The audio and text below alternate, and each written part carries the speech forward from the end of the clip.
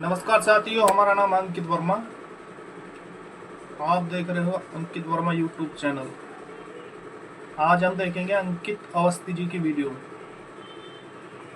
आइए देखते हैं। सुर्खी बनी हुई है, लेकिन सेंसेक्स की गिरावट के साथ साथ अगर आपको यह जानकारी मिले, क्योंकि सेंसेक्स के साथ यह माना जाता है कि जब बाजार गिर रहा हो, मुनाफे के नाम पर इसका भाव में बढ़ी हुई जो प्राइसेस हैं, जो भाव इसके बढ़े हैं, उससे आपके पास जो लाभ आया वही असल में आपकी कमाई है। लेकिन इक्विटी के केस में उस कंपनी ने जब काम किया, मतलब शेयर का भाव तो बढ़ा सो बढ़ा, आपने किसी कंपनी का शेयर 100 का खरीदा था, आज वो 200 का हो गया, भाव बढ़ा सो बढ़ा। लेकिन अगर वो कंपनी बढ़िया परफॉर्म कर गई, कौन सी, जिसका आपने शेयर परचेज किया था इक्विटी के अंदर, अगर वो कंपनी बढ़िया परफॉर्म कर गई तो उसने अपने जितने भी शेयर होल्डर्स हैं, अगर उनको डिविडेंड्स बांट दिए, लाभांश बांट दिए कि देखो मैं बहुत कमा लिया, अब मैं चाहता हूं कि मेरे स्टॉक होल्डर्स को भी थोड़ा थोड़ा सा हिस्सा मिले, डिविडेंड्स मिले।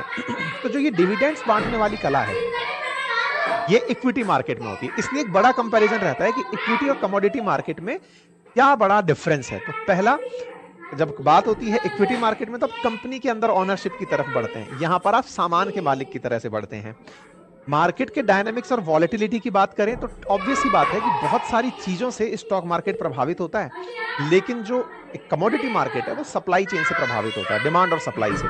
गोल्ड की डिमांड ज्यादा है तो प्राइस बढ़ गए, डिमांड कम है तो प्राइस घट गए। यहाँ पर सीधा इकोनॉमिक्स चल रहा है। यहाँ पर पता नहीं ट्रंप ने कुछ बोल दिया तो मार्केट दाड़, है ना। तो मतलब यहाँ पर सेंटिमेंट्स जो हैं वो प्रभावी होते हैं इक्विटी मार्केट के अंदर, इतना कमोडिटी मार्केट में इनका प्रभाव नहीं होता। ठीक है, ऐसे ही फैक्टर इन्फ्लुएंसिंग प्राइसेस की अगर बात करें कि कौन सी चीज इक्विटी प्राइसेस को प्रभावित करती है, तो उसमें से कॉर्पोरेट अर्निंग्स हैं या इंटरेस्ट रेट्स हैं, कुछ ऐसी चीजें मार्केट रेट को प्रभावित करती हैं। लेकिन जो प्राइसेस फॉर कमोडिटी है, उसमें डिमांड सप्लाई का बहुत बड़ा रोल होता है। एनीवे, लोग इन दोनों में ही ट्रेड करके, जो रेगुलर ट्रेडर हैं वो इनसे पैसे बनाते हैं। ठीक है, अब ये टाइप ऑफ कमोडिटीज हैं कि इनमें से सॉफ्ट कमोडिटीज हैं जैसे grain, oil seeds and live stocks, और हार्ड कमोडिटीज हैं मेटल और एनर्जी। लोग इन सब में डील करते हैं। अब वापस गोल्ड पर आते हैं। अब बात करें गोल्ड के प्राइसेस किन किन चीज से प्रभावित होते हैं। तो गोल्ड के प्राइसेस प्रभावित, सबसे पहली बात, जब भी कमोडिटी की बात आएगी तो डिमांड एंड सप्लाई की होगी।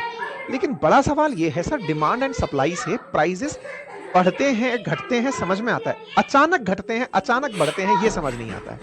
मतलब ऐसा तो नहीं है ना कुंभ की तरह कि भाई अचानक एक दिन 3